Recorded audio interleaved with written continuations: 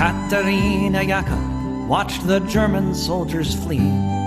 Streaming from the east, that's what she was seeing.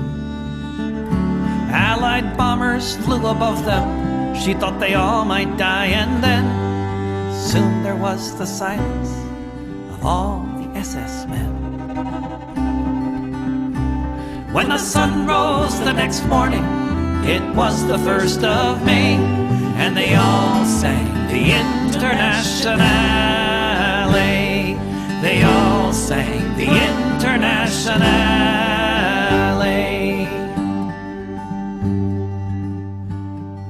Katerina Jaka saw red flags flapping in the breeze above the Russian tanks, and she fell upon her knees.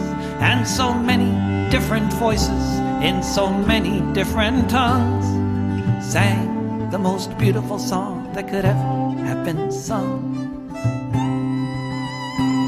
In German, Lithuanian, in Polish and in Dutch, a myriad of melodies as never had been such. In Russian and in Yiddish, Italian and French, emerging from the forests beneath the trench.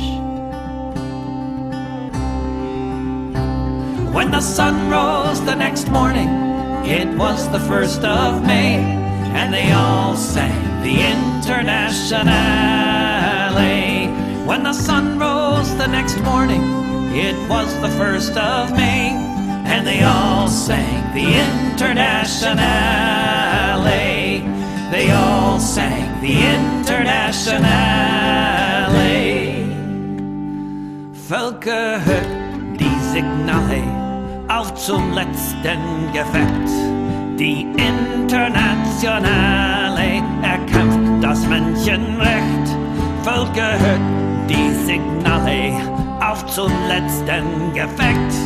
Die Internationale erkämpft das Menschenrecht.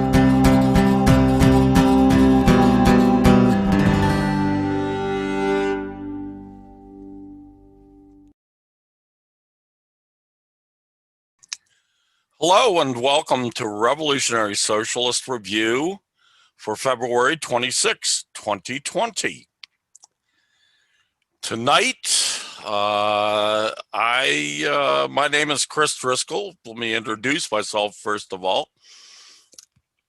And our co-host is Rainer Shea, the up-and-coming young Marxist-Leninist scholar and journalist. How you doing, Rainer?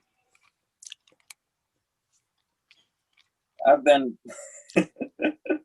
encountering some interesting stuff on Twitter lately. I showed you that screenshot of somebody who used a link to a Gray Zone article to get the result in a tweet saying, with this notice on the tweet saying, warning, this information may have been obtained by hacking. Yeah, unfortunately, that picture you posted, it said all that, but it didn't really give the link to the actual article. However, it did say the date of the article, which was the 20th of February, a couple of days ago. And so I looked on Gray Zone. There was only one article on Gray Zone for that date. And that was the one by Max Blumenthal. Reuters, BBC, and Bellingcat participated in covert UK Foreign Office funded programs to weaken Russia. Linked documents reveal by Max Blumenthal. He's a great journalist, by the way. February 20, 2021. So actually, that prompted me. I dumped a couple of articles that I had earlier suggested and replaced it with that one. So that's topic number 8 for the night. I thought we need something about Russia anyway. These dickheads under the Biden regime are really trying to put the screws to the Russian people, and we should draw attention to that. So thanks for that. Even though there was no link to it, it would have been a lot easier if there's just a link to click in your somewhere in your post, but oh well. So okay, shall we launch into the agenda for tonight? Rainer? Yeah, okay, good. Okay. Good. Just looking for I want to make sure that you're copacetti with that you're cool with that. Okay. First on the agenda, William Burns, Biden's CIA pick, set to use espionage to serve diplomacy. That is according to Global Times, the Communist Party tabloid newspaper in China. It's a great newspaper, by the way, so look into it sometime. Global Times. And Global Times, the article's kind of interesting, actually. This guy, I mean, first of all, there's the joke, the Simpsons joke. Now Biden will have his own Mr. Burns, that Mr. Burns guy on the Simpsons. And this guy seems in his head pretty similar to Mr. Burns. In other words, an evil fuck who only cares about himself and about money. Burns is in that frame of reference, in that frame of mind. So anyway, the Global Times in their article says President Joe Biden's choice of career diplomat William Burns to lead the Central Intelligence Agency shows that the Biden administration wants espionage to serve U.S. diplomacy. Chinese analysts said, as the veteran Foreign Service officer, that's Burns, is facing the Senate Intelligence Committee on Wednesday, U.S. Time, for his confirmation hearing. Burns, a 33-year U.S. State Department veteran, has served under both Republican and Democratic presidents, acting as ambassador to Russia under the former U.S. President George W. Bush, and as Deputy Secretary of State under Barack Obama, according to VOA, that's the Voice of America. Burns is the first career Foreign Service officer chosen to run the CIA, fluent in Arabic, Russian, and French, we presume English as well. Burns' renowned diplomatic achievements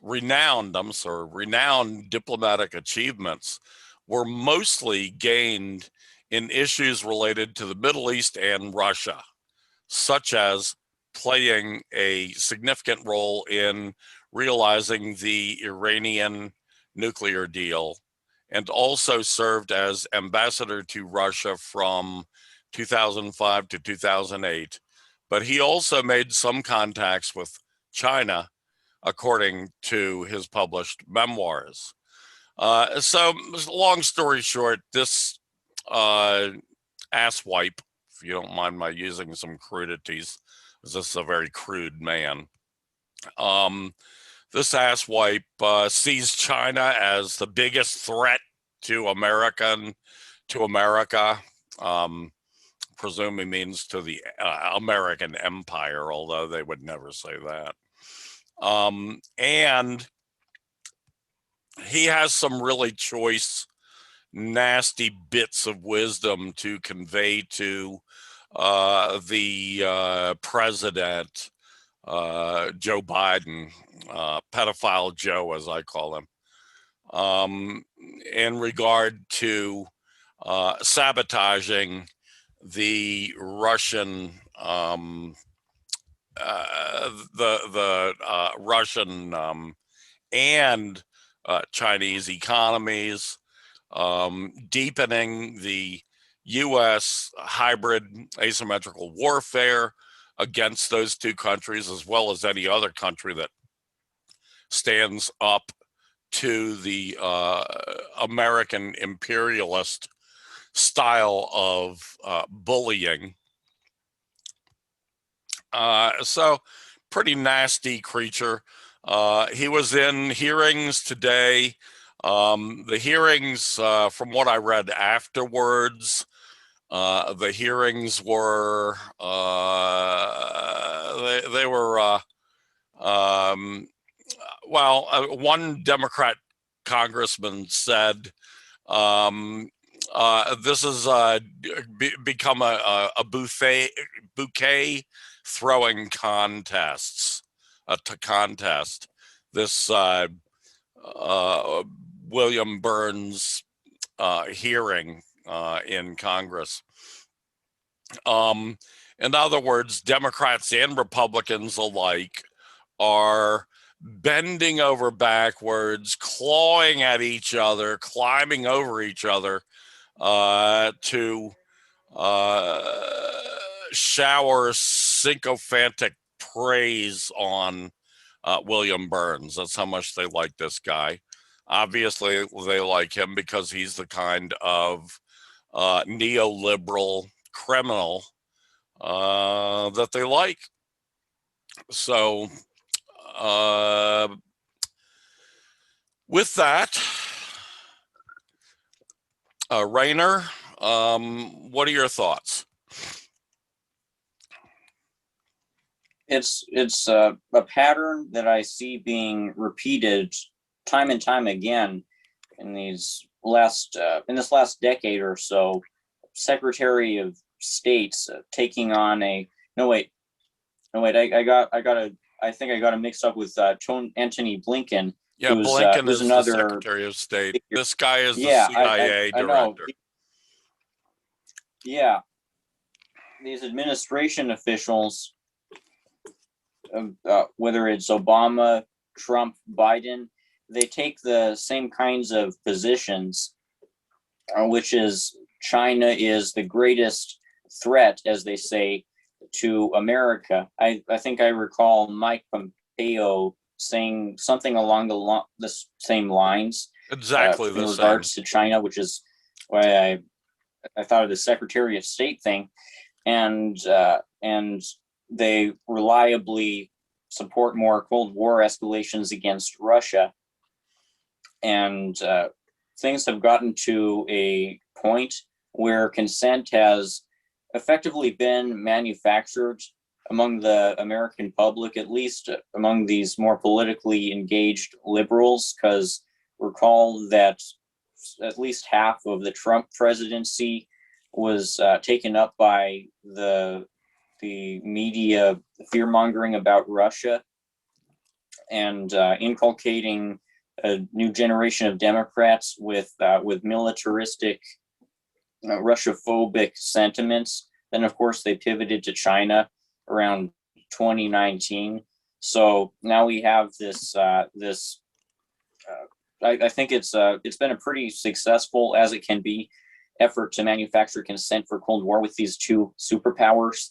Yeah, and it's eerie because what's happening now is there's this endless buildup and pivot among not just the Pentagon but NATO in general towards shifting the U.S. NATO empire's forces towards building up against Russia and China, and obviously it's futile to try to militarily defeat them in a hypothetical third world war. So it seems like what the empire is aiming for is to beat back against the rising military strength of these countries, so that there can therefore be continued economic dominance for Washington, which ties in with the NATO 2030 agenda to expand NATO's members into South Korea, Japan,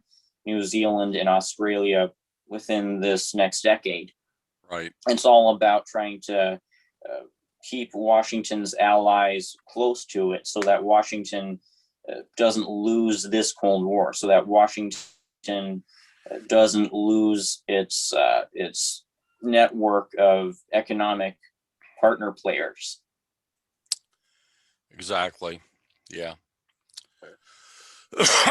It's really as though there's little to no difference between the Biden imperial policy and the Trump imperial policy, just as there was little to no difference between the Trump imperial policy to Barack Obama's imperial policies.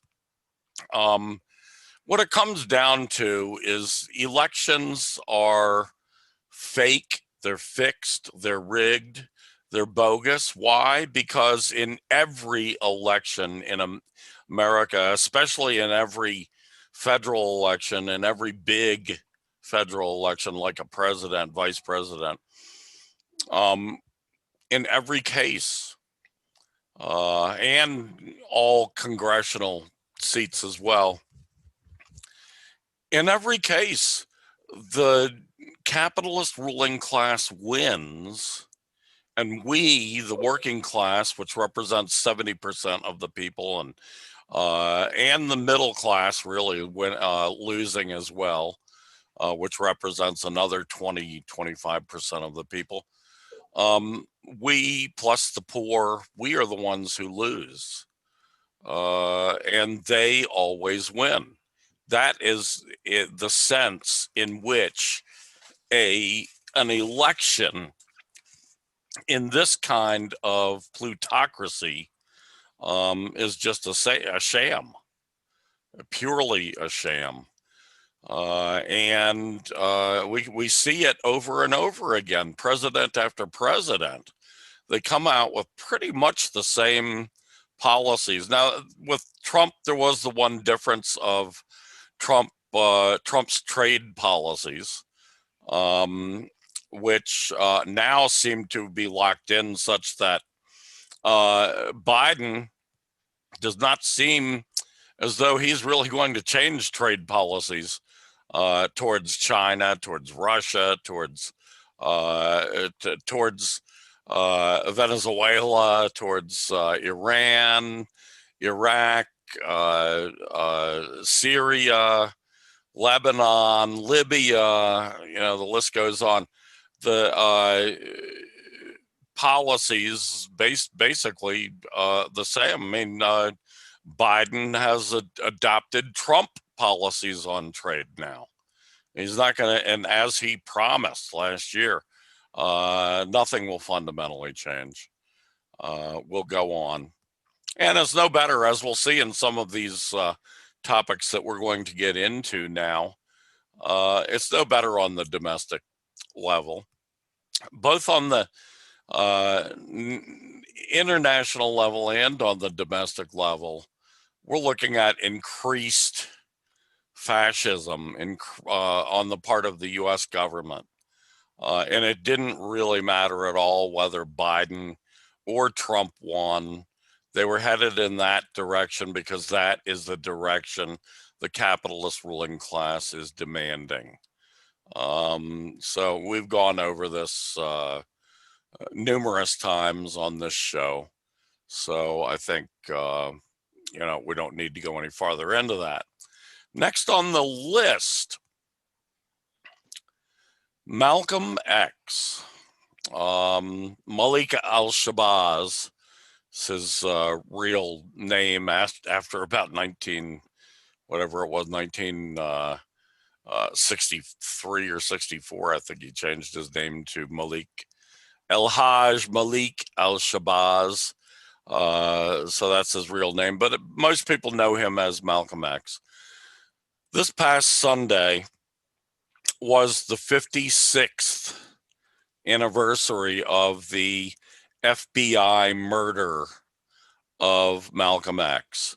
And I say FBI murder because the FBI was the engineer of the conspiracy to murder Malcolm X. This has been proven by now numerous times by eyewitnesses, people who were participants, who worked for the FBI.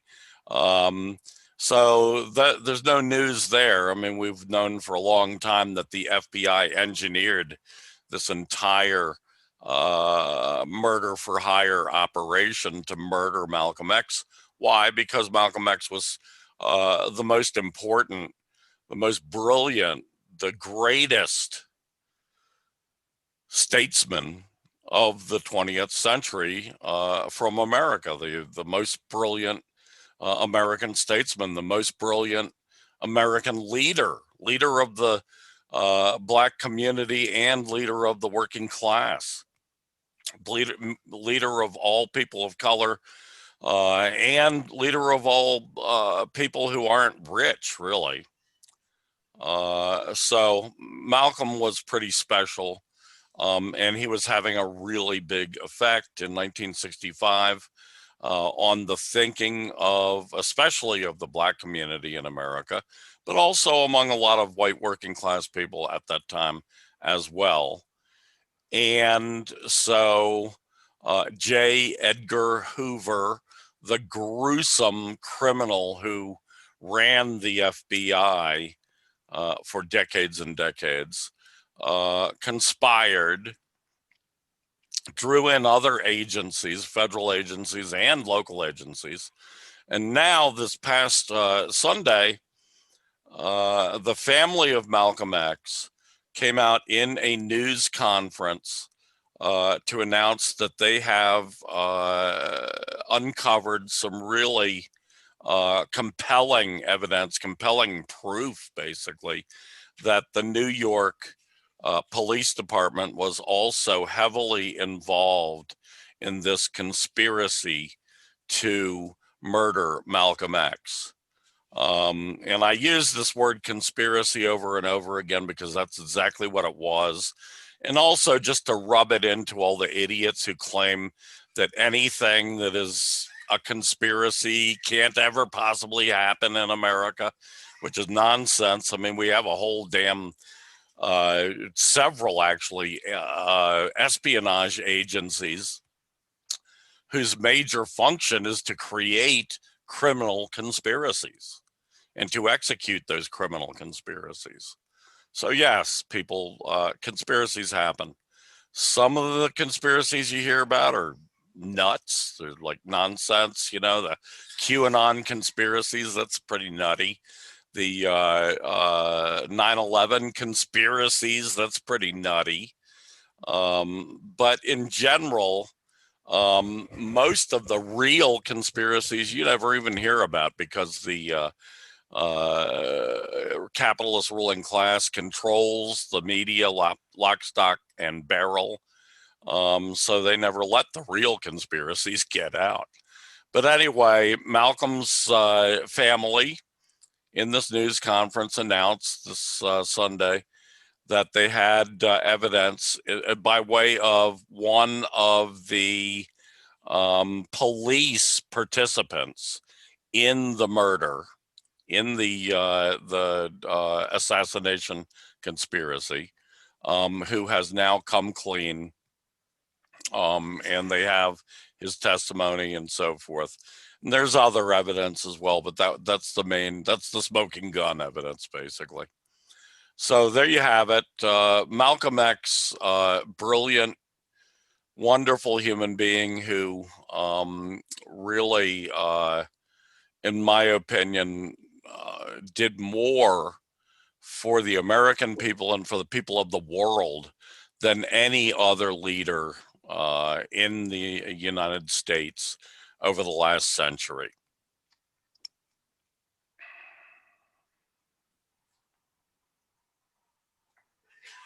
It started cutting out, so I wasn't sure when to speak. Anyway, yeah, Malcolm X.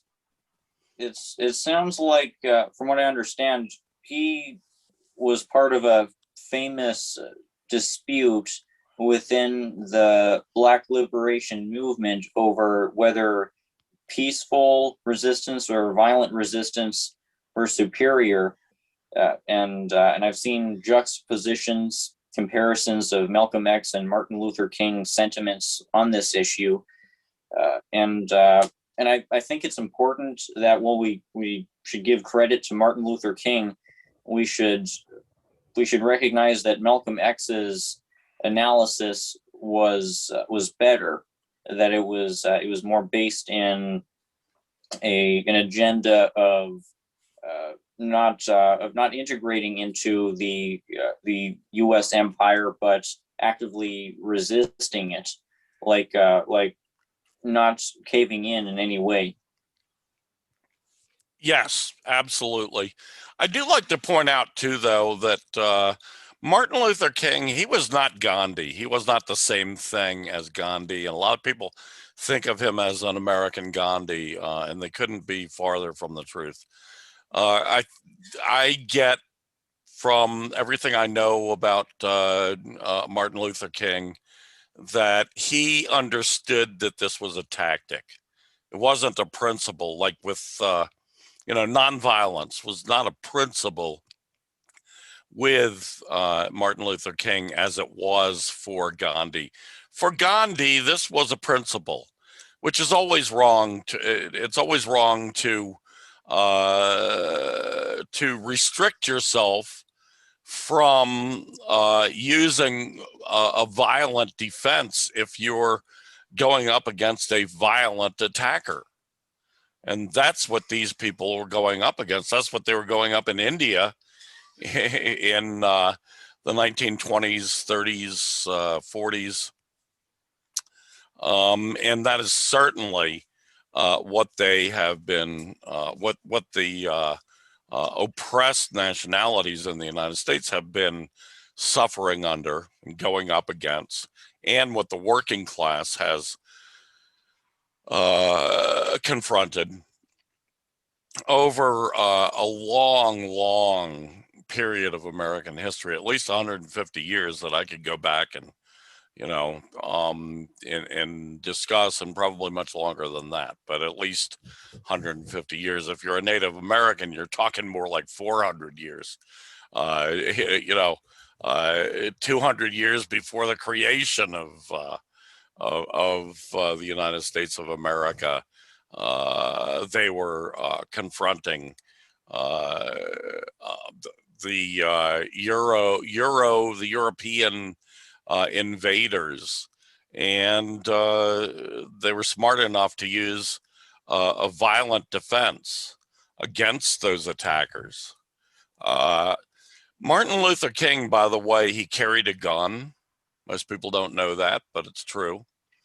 So he believed in self-defense, and I don't know what he was going to use that gun for, but I presume that it was because the guy was constantly getting death threats, that he thought he might have a better chance if he had a gun against an attacker. So no, he wasn't like Gandhi, laying down on the floor and inviting the criminals to kick him in the teeth. He was not like that. He did see nonviolent action as a useful tactic during the time that he was implementing it. And to some extent that was true, although, there's the yin and the yang here too, because you had Malcolm X going the same time. A little bit later, a few years later, you had the Black Panther Party going. You had H. Rap Brown going. Yeah, you had loads and loads of nationalist Black leaders who were willing to use violence to protect themselves, to use violence to defend their communities. Malcolm in particular. Malcolm always taught the idea that you're far better off defending yourselves by any means necessary. And I agree with Malcolm 100%. You know, you hear like the liberals constantly saying, oh, you know, the ends don't justify the means. Bullshit. If the ends are a liberation and protecting yourself and your community and your family and so forth against the brutality of imperialism, the ends do justify the ends do justify the means, and if the means are violent form of defense, more power to you. You have the right under the U.S. Constitution to stand your ground, to arm up, to use any available weapon against any attacker. And that's what these people are. They're attackers. And that's what we're doing. We're defending ourselves and defending our communities. So, so much for that. Anything more on that? No, other than that, it's hypocritical for the Constitution to say this while also proving itself to be illegitimate by by reinforcing the establishment of this tyrannical state. Yeah, absolutely. Absolutely. Okay, next up on the agenda is the U.S. moves closer towards revolutionary crisis. Rainer Shea. And these last couple of weeks have seen a prelude to the kinds of crises that the U.S. military has been predicting for a number of years now. The crisis of global warming, creating ever worsening natural disasters that, according to a 2019 Pentagon report, which I cite in my article, are going to likely create blackouts for the majority of the U.S. population. We'll see exactly how the details unfold, which areas are able to recover faster, which will permanently go out, which will go into some kind of new stasis of becoming more deprived because of these events. But an interesting thing about this is that the military is very much aware of the fact that it's going to need to intervene within these crisis zones. In other recent U.S. military reports that I've talked about, these military experts say that the Army is going to have to be sent into large U.S. urban areas, into U.S. megacities, to try to maintain stability. This is the kind of crisis that the U.S. Military anticipates, and we can see how this could create an opening for a proletarian revolution to happen. One of the big fears of these military experts, probably unspoken, is the idea that there's going to be a class uprising. The idea that territory could actually be taken away from the U.S. imperialists after they've done such cruel things to poor people in this country, like what they're doing right now, massively overcharging people on electricity bills amid this horrible crisis that's depriving people of safety and resources, shutting off, making it so that only the rich people in these cities have power during these storms, creating this appalling divide, like what we saw. I think it was in Oregon that amid a blackout recently, the police were sent in to protect a dumpster from people who were trying to get the fresh food within the dumpster and because of the blackout, supermarket had to throw out a bunch of perfectly good food into the dumpster, and the police were sent in to deprive these people of getting the food. This is the kind of casual cruelty against poor people that could radicalize a lot of the population towards revolutionary socialism and towards the idea of breaking away from the US empire, forming a new worker state.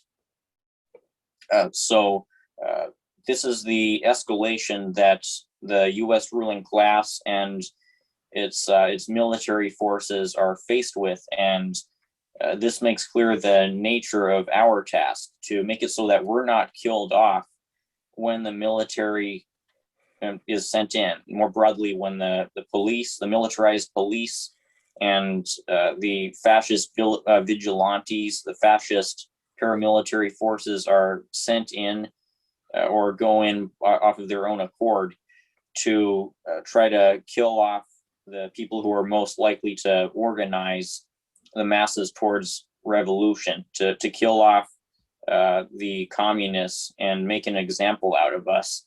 We need to make it so that we're secure, relatively secure against these kinds of threats.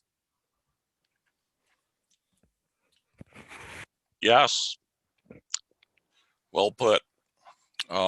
This you can see it all over. There's so many signs. We've been saying this for the last several years, actually, for 4 or 5 years at least. Bob and I first off, and then when you joined us, you as well, that we can see all these signs, and we're not the only ones. That's the comforting aspect of this. It's always comforting to find that other Marxists are agreeing with your assessment. But yeah, many Marxist analysts out there, Marxist pundits, Marxist writers identify these same trends that you identify so well in this article that you're referencing right now. So yeah, it's definitely coming. We definitely need to be prepared for it. And there's one aspect of the working class movement that is not prepared for it, and that is the aspect of the leadership. The working class really needs to identify and choose revolutionary leadership real quickly, and start listening to revolutionary leaders, because the revolutionary leaders are going to give them advice on how to become more prepared for meeting and beating this revolutionary crisis that the capitalist ruling class is visiting upon us, the working class, and other allied classes, the middle class and the poor. So yeah, we need to real quickly develop Marxist, Leninist, revolutionary leadership and Marxist Leninist political parties, preferably even one party. If it was a good one, it was the right one. My problem so far is that every Marxist Leninist party out there, I don't care about their size. I mean, I don't say at this point, early in the game of radicalization, as you call it, Rainer, early in the progress of radicalization, I don't think the size is all that important. Certainly wasn't important to the Bolsheviks when they went into the year 1917 with 12,000 members in their whole party, all across this gigantic, broad Russian empire. But by October, or actually November of that year, when the Bolshevik Revolution happened and created the Soviet Union, they were hundreds of times larger than they had been at the beginning of that year. That's how fast this can, happen. But even with that, you still need a well-trained leadership, a leadership that is ready and prepared to meet these challenges. And I'm not so sure in most cases that they are. So that is something that I really anticipate springing up out of new sources, not so much the old parties like the Communist Party USA or the PSL or the Workers' World Party or the Socialist Party or the DSA or those. I don't anticipate this kind of revolutionary leadership springing up out of that. I think it'll spring up out of your generation, Rainer, and people like you who are new to the game, new to the struggle, and have fresh new ideas that us oldsters maybe are too set in our ways to get to. Anyway, those are my thoughts on it. Oh, beautiful sentiment. Yeah, well, it's an optimistic one. I agree. But as you know, I'm pretty optimistic about this. We don't have a timetable. We don't have a crystal ball, but we can see the as they used to say in my generation, we can see which way the wind blows. It doesn't take a weatherman to see which way the wind blows. That famous line from the Bob Dylan song that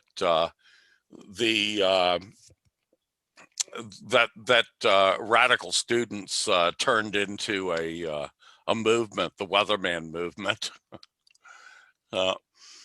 Anyway, let's see, where are we now? Imperialist nations promote terrorist organizations in their boycott against the 2022 Beijing Olympics. Many imperialist nations have now joined on to this boycott of the Beijing Olympics in 2022. Canada, perhaps being the most recent, their parliament just voted, I think, unanimously, that Canada should demand that the Olympics be pulled from Beijing and take place, the 2022 Olympics pulled from Beijing and take place somewhere else other than China. This is a really an egregious attack on the Chinese people, an unfair attack. It is, in my opinion, quite criminal, because these people, they are they're using lies, simply put. We'd call it propaganda or whatever, and it is propaganda, but it's a negative form of propaganda. In other words, a propaganda based on lies. And that's what they're using against China right now. And this Beijing Olympics boycott is the latest thing for this.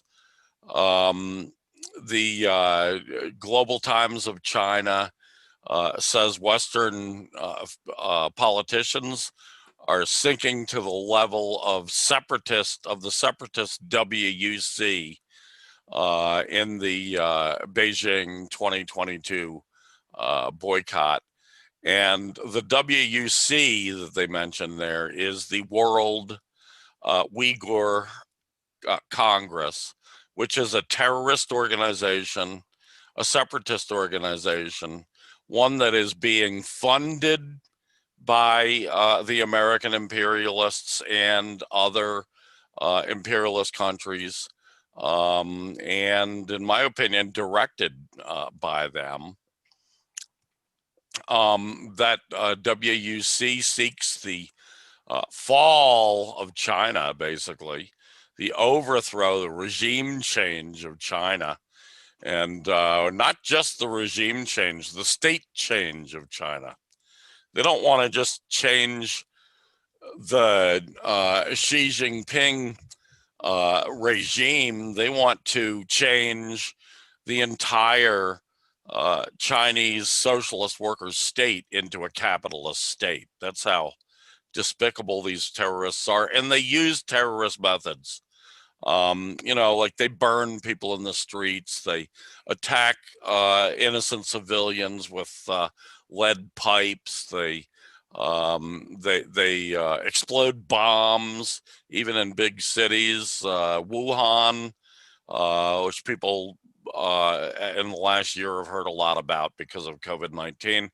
Wuhan, a couple of years back, experienced several bombings by the WUC, by these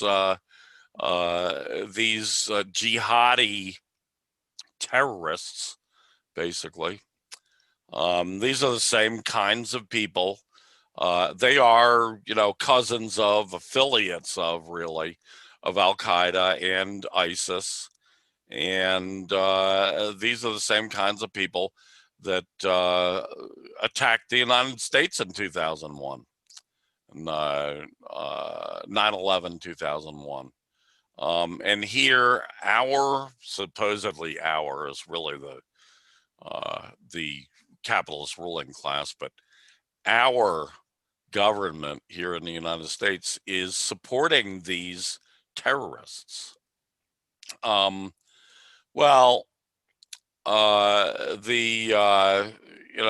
Canadian Parliament's one, many other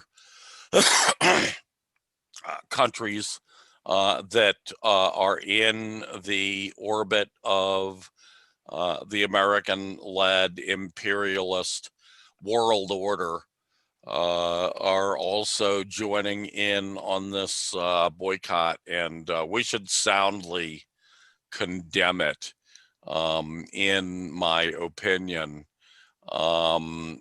These kinds of people, they're despicable, really despicable. The gray zone, by the way, in a February 22, 2021 article, takes to task Democracy Now!, the Pacifica radio show. Is also a television show because it appears, the video for it appears on a lot of cable systems across the country. Amy Goodman is the host of Democracy Now!, and she's been known in recent times.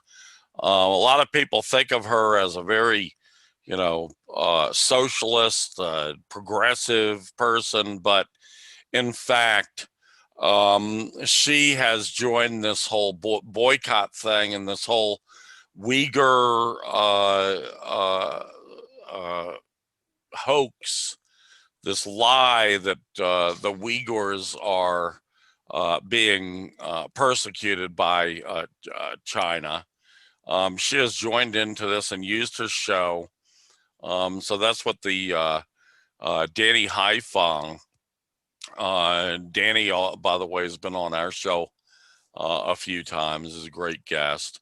But Danny Haifong in this article is exposing how the Democracy Now!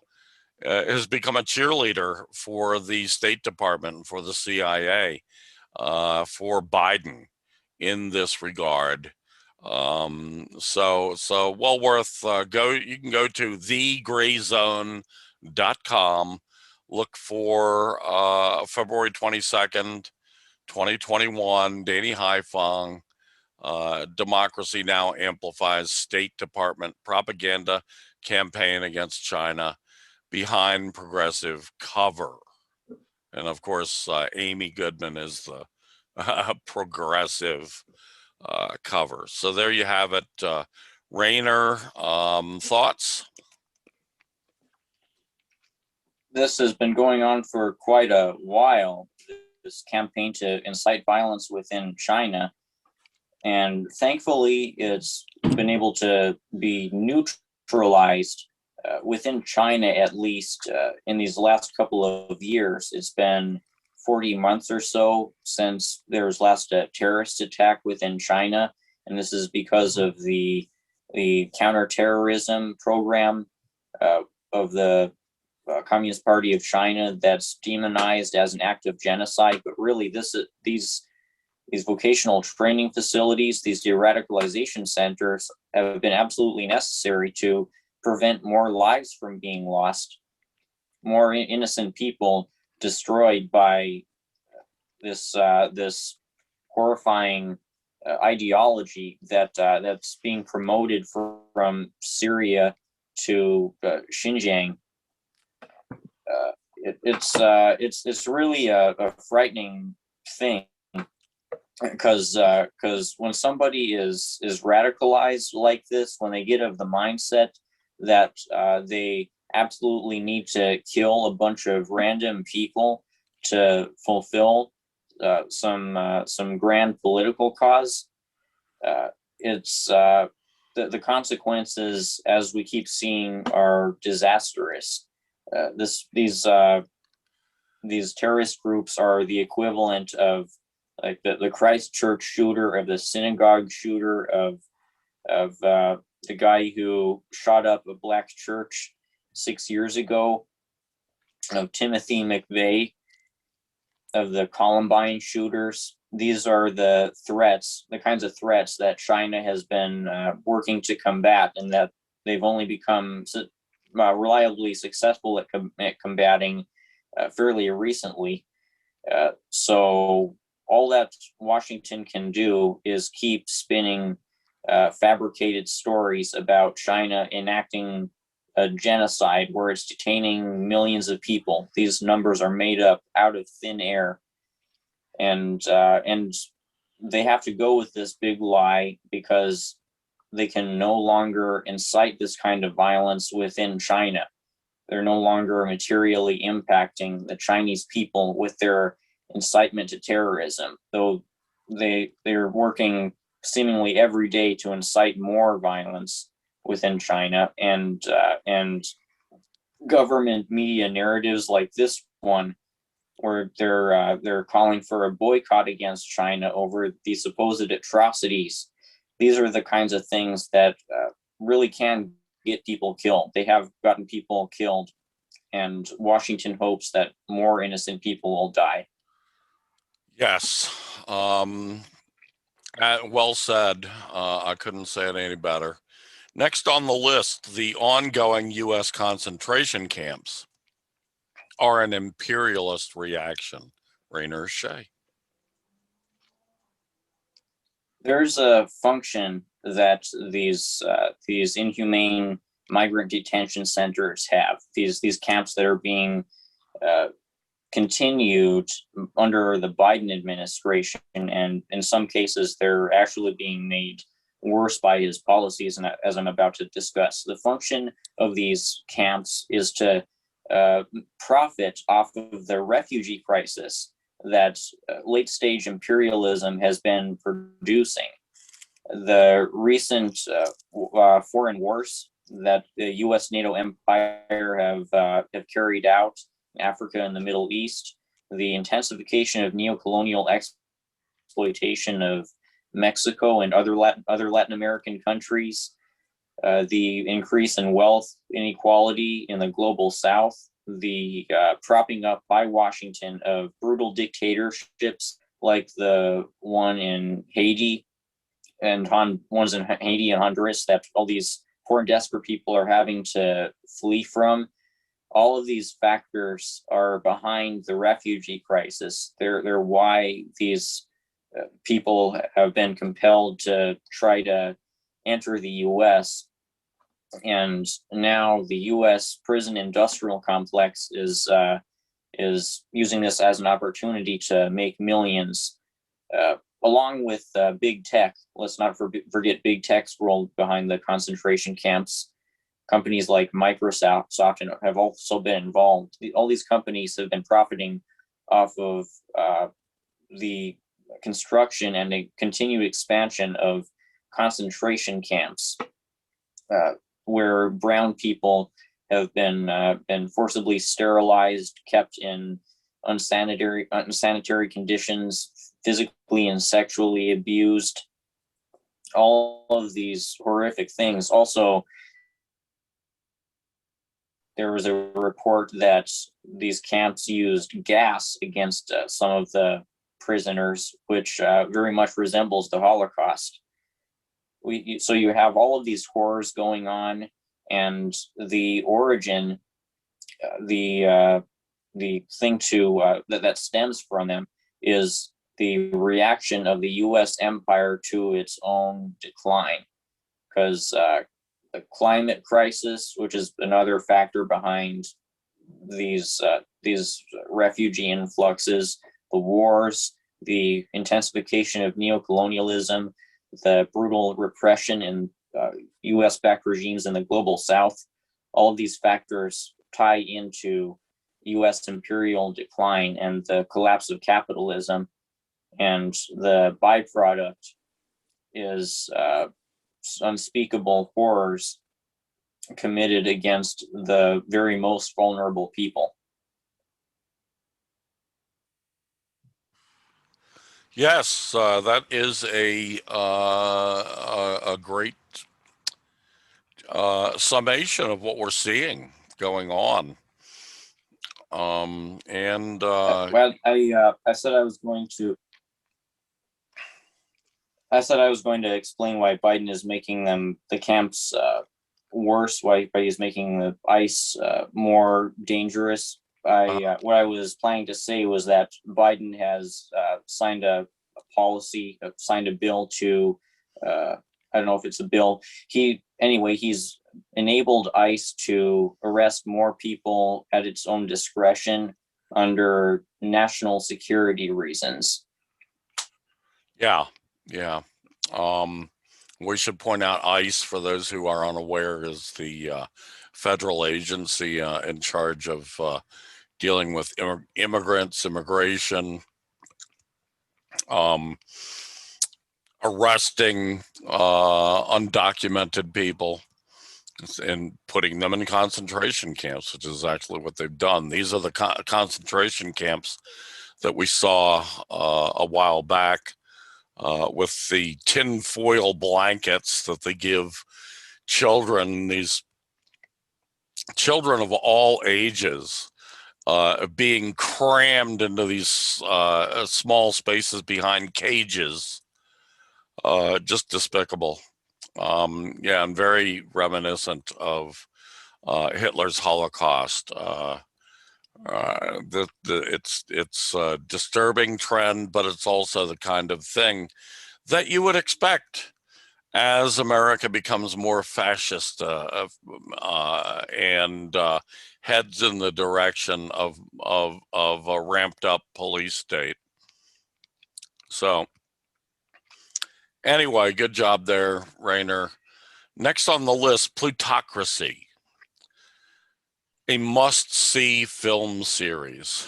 Now this is actually a film series that's from 2015, but I was unaware of it until just the last couple of days when Lo Daniels, I've mentioned her often on this show, Lo Daniels had an article about this. Her article is from February 9th, 2021. So that's when I just saw it. I thought this is something that people should see. It really is. Lo is really a fabulous, I've said this in the past, she's a fabulous editor. She really does know how to pick them and promote them And anyway, you can find this on dandelionssalad.wordpress.com. And as I said, it's titled Plutocracy 1 through 5, must-see film series, February 9th, 2021. And this film series, you can get it. I will include, as I will with all of our articles, will include links to the background articles and background information on how you can get a hold of this. I think the easiest way, you can go to dandelionssalad.wordpress.com to find it. You can also find these films. There's 5 of them, I guess, according to Low Daniels. You can also find them at metanoia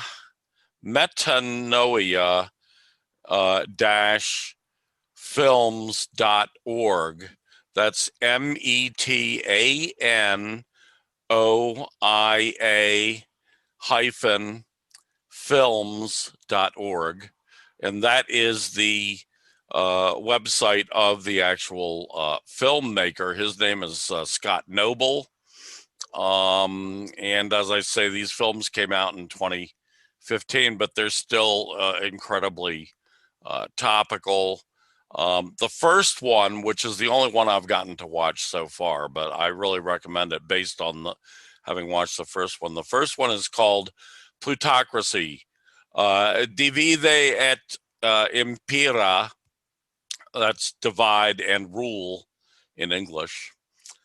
Includes sections on Mother Jones, the American Constitution, the Civil War draft riots, Reconstruction, Industrialization, the evolution of the police, the robber barons, early American labor unions, and major mid to late 19th century labor events, including the uprising of 1877, the Haymarket Affair, the Homestead steel strike, and the New Orleans general strike.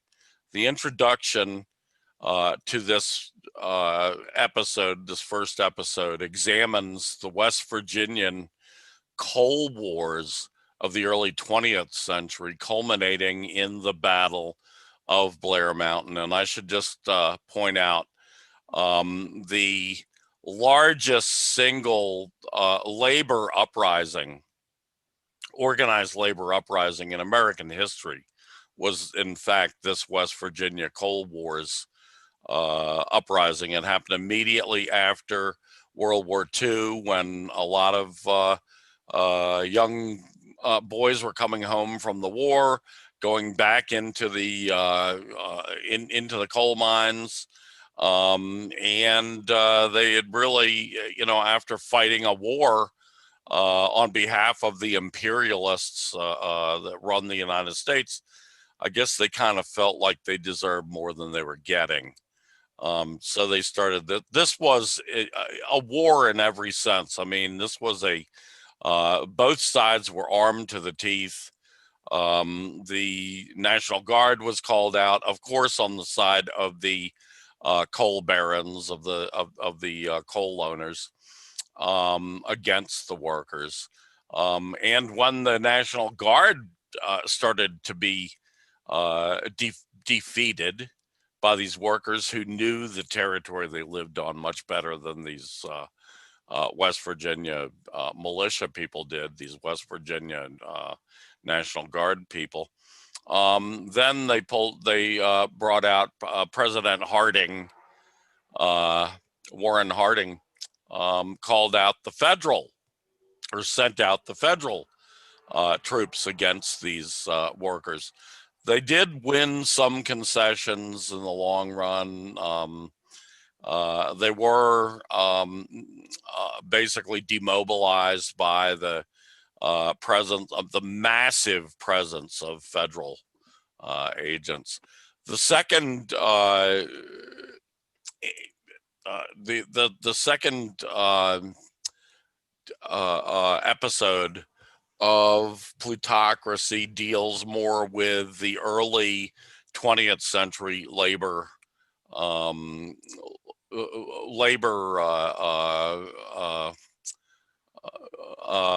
struggles. Anyway, I really can't recommend it highly enough. I think Lo Daniels is totally correct in saying that this is must-see TV. As a perfect way to put it. This is definitely a must-see series. So hopefully people get a chance to see it, and I will be including links down below on YouTube where you can get to this series. Rainer? I don't know how much to say about the substance of that, because it seems like I need to watch the series. But it seems like this series is superior to other TV series, other media that I've encountered when it comes to class struggle. I've been rewatching Mr. Robot, and there are some flaws with the theses that it puts forth, because the final resolution is a scenario where the revolutionary hackers have not accomplished a revolution, but have redistributed the wealth of a select group of billionaires to the people who are lucky enough to have eCoin accounts, seemingly mostly in the core of global imperialism. So the world, for the most part, remains as it was, with the presence of imperialism, colonialism, and of course capitalism too, with some changes. These are some beneficial changes in the universe, but the resolution that it comes to is flawed from a revolutionary socialist standpoint. Yeah. At least the protagonist gets to be happy in the end. Yeah. So well, of course, you always have. Oh, go. I'm sorry. I thought you were through. Go ahead. So I think it's important to seek out materialist analyses when it comes to class. Yeah. Well, you always have to keep in mind, Mr. Robot is a fiction. Expressly a fiction television show. It's just like a science fiction, basically. A near future science fiction, that's what we call it. So, yeah, I mean, that's, a fiction gives you the license if you're the author, the writers, the authors to gives you the permission to lie, because that's what fiction is. It's a lie. So artful lies that are made to seem realistic, but it's a lie.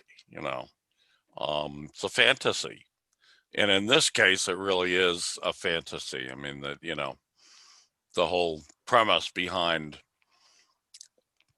Mr. Robot was a fantasy, and I love it. It's one of my favorite shows in the last 5 or 6 years. I really thought it was well done. But yeah, I mean, you can't really, you can look and hopefully see some lessons underlying the lies, underlying the fiction, but that's not really its purpose. Whereas with a documentary, its purpose is to show what really happened, what the truth was. And I think this show really does that quite a lot. This series, documentary series. So I'm not really into documentaries that much, but when I come across one that's this good, I think it's well worth promoting. Normally, I prefer doing my actual learning through reading rather than watching a TV show. But these are various forms of communication. They all have their place, and as smart revolutionaries, we have to make use of all the various, as much as we can, as much as we have the ability to make use of all these various medium. Media, is that the way you would say that? Media, or media. So there you have it. Next on our list is the settler-colonial states are sealing their own demise. Rainer Shea.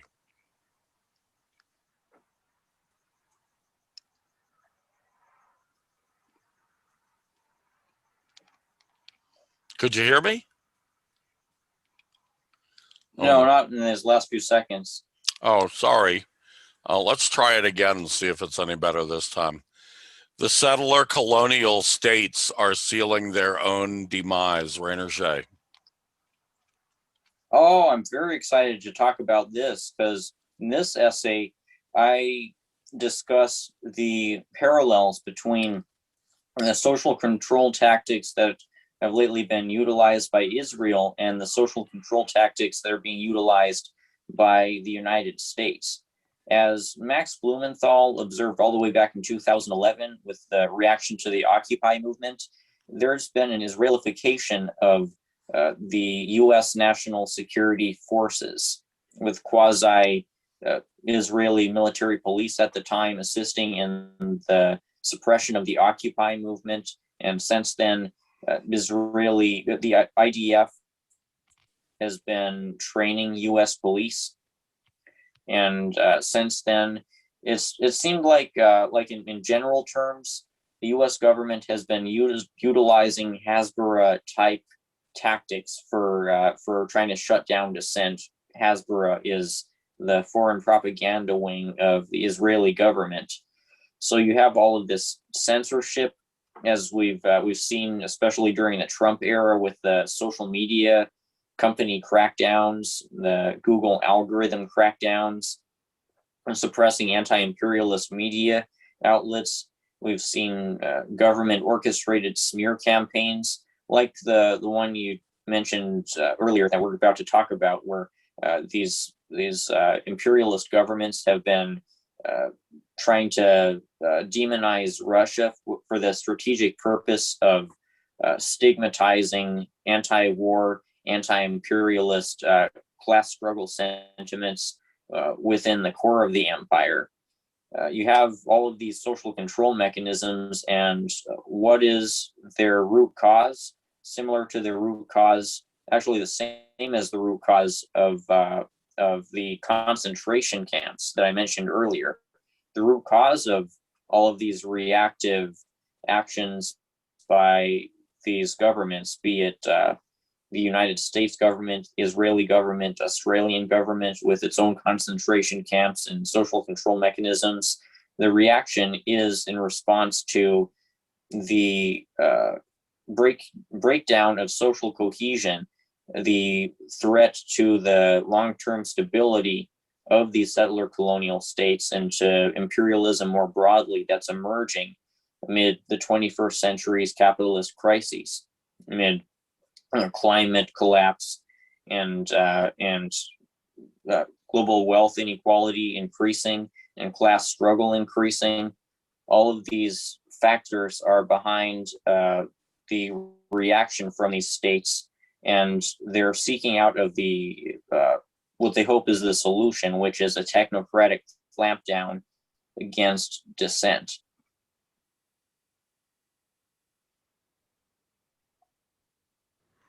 Yes. This is revisiting the theme that you've spoken about several times in the last year of how the American empire has been taking what they test in their struggles, their imperialist wars against third world peoples. In this case, they're taking the experiences of their toadies in the Zionist occupation of Palestine, taking the brutal fascistic forms of repression that the Zionists have created and bringing it home, using it against Americans. It's exactly what we've seen going on. Yeah, and these settler-colonial states, as that's what that's what the Zionist occupation of Palestine is. It's a settler-colonial state, if you could call it a state. I don't really consider it a legitimate state. It's I call it an occupation. That's what it is. It's an occupation of Palestine. But they are also using all these, the other colonial settler states are also borrowing these same tactics and using them against their own people. And of course, worst and first was the Zionists, the fascist Zionists, using these fascist police state remedies against the people of Palestine, more often than not, unarmed, innocent civilian people in Palestine. So yeah, good job there. Anything else you want to add on that? No. Okay, next. This is something that we mentioned at the top of the show. Reuters, BBC, and Bellingcat participated in covert UK Foreign Office funded programs to weaken Russia, leaked docs reveal. And this is an article by Max Blumenthal of the Gray Zone. And as I said, I'll put a link below so you can find this article if you want. This is from February 20th, 2021, as your cartoon, the cartoon you found suggested. Clever way to promote it, except he really needed to put a link in there. Anyway, this this is really a pretty a big expose of the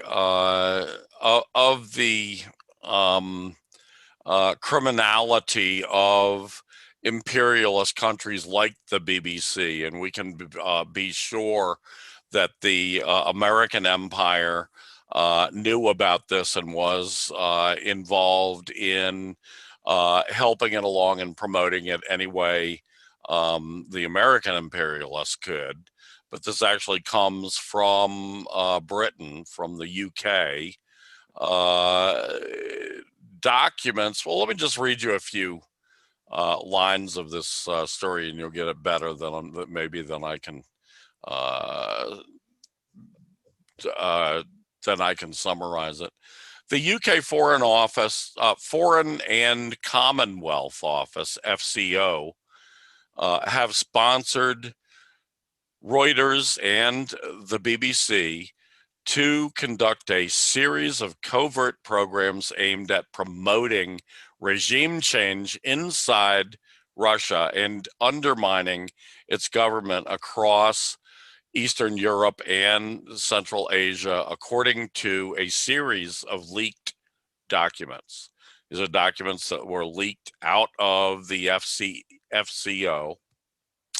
The leaked materials show that Thomson Reuters Foundation, which is the parent company of Thomson, and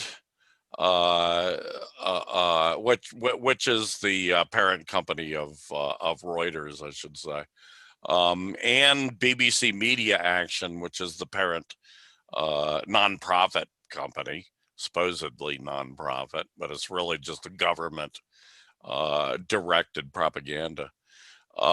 These two organizations participating, the leaked materials show these two organizations participating in a covert information warfare campaign aimed at countering Russia, working through a shadowy department within the UK FCO known as the Counter Disinformation and Media Development.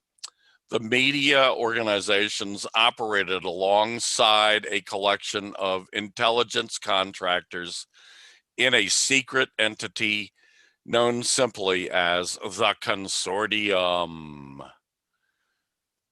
Thorough training programs of Russian journalists overseen by Reuters and British Foreign Office sought to produce an attitudinal change in the participants, promoting a positive impact on their perception of the UK.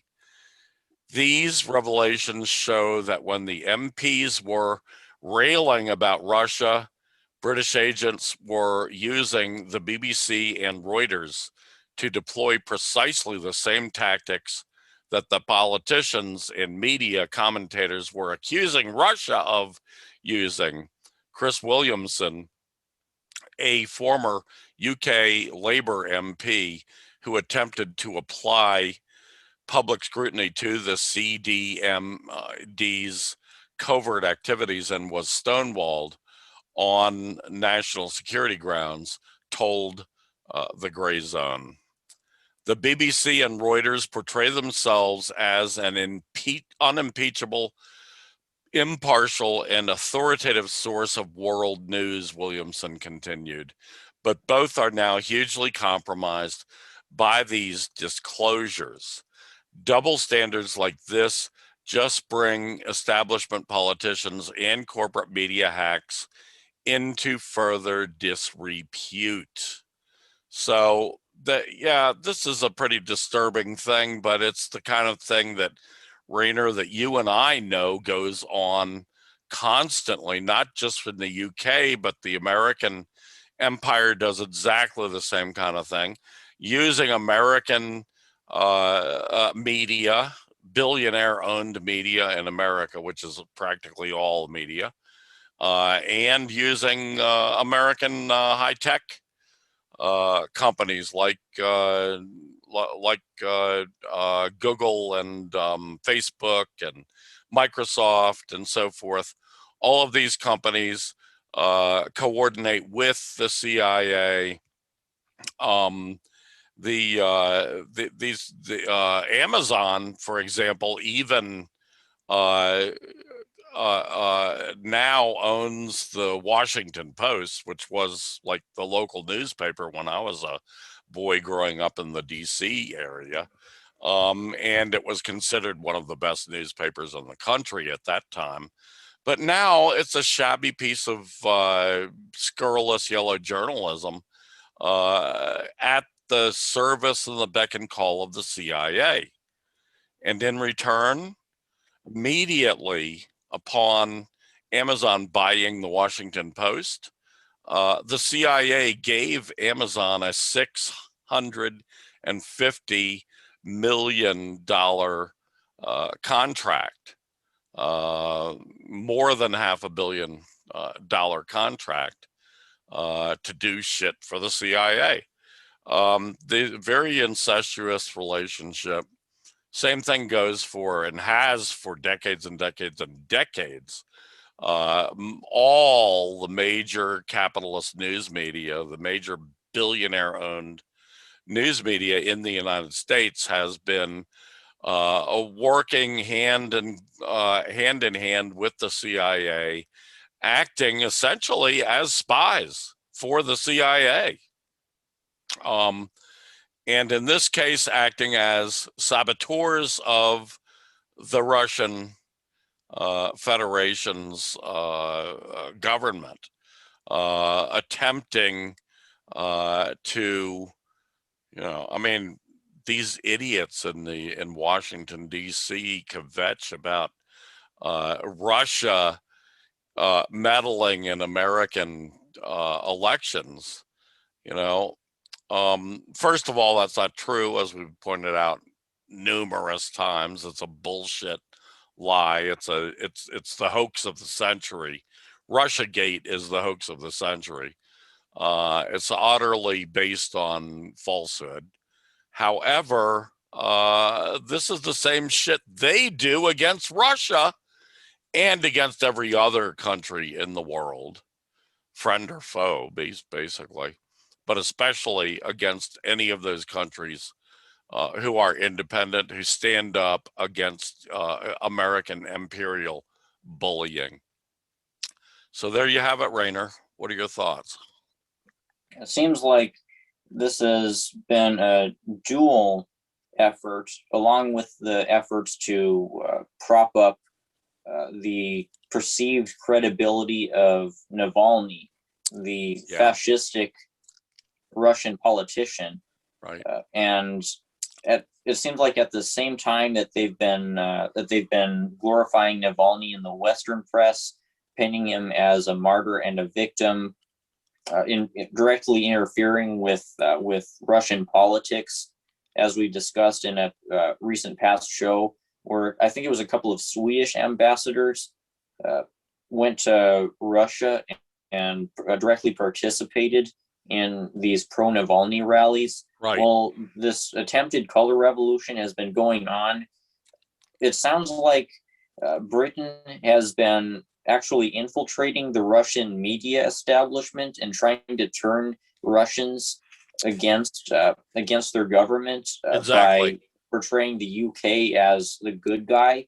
So they're hoping to regime change Russia like they did in 1996. And this for their part is a pretty clever move, presenting these fraudulent journalists as legitimate to the Russian public, trying to get the Russian public to turn against their government and embrace a Western chauvinist worldview. I doubt it's going to result in an actual coup. No, it's not. I should also mention is from an article in Yahoo News.